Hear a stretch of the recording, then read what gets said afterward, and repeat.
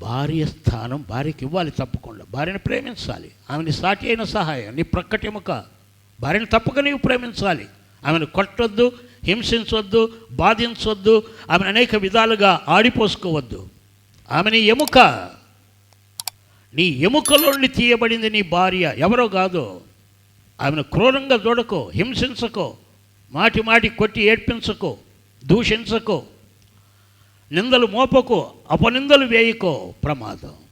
అలాగే భార్య కూడా భర్తని యజమాని, నీ శిరస్సు, జాగ్రత్త, నీకు యజమాని ఆయన.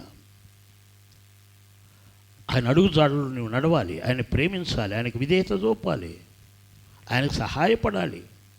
భార్య భర్తకు సాటి అయిన సహాయం అని దేవుడు చెప్పాడు. నిర్లక్ష్యం చేయకండి, సాటి అయిన సహాయం. భర్త నిన్ను అన్ని విషయాలు ఆదుకునే ఆయన, ప్రతి విషయంలో నిన్ను ఆదుకుంటాడు భర్త.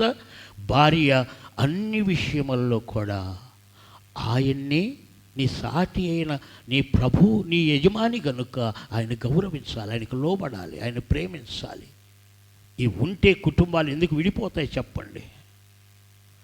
ఈ దేవుడు చెప్పిన వాక్యము లేకనే ఈరోజు కుటుంబ వ్యవస్థ అంతా పాడైపోయింది, ప్రేమలు పాడైపోయాయి.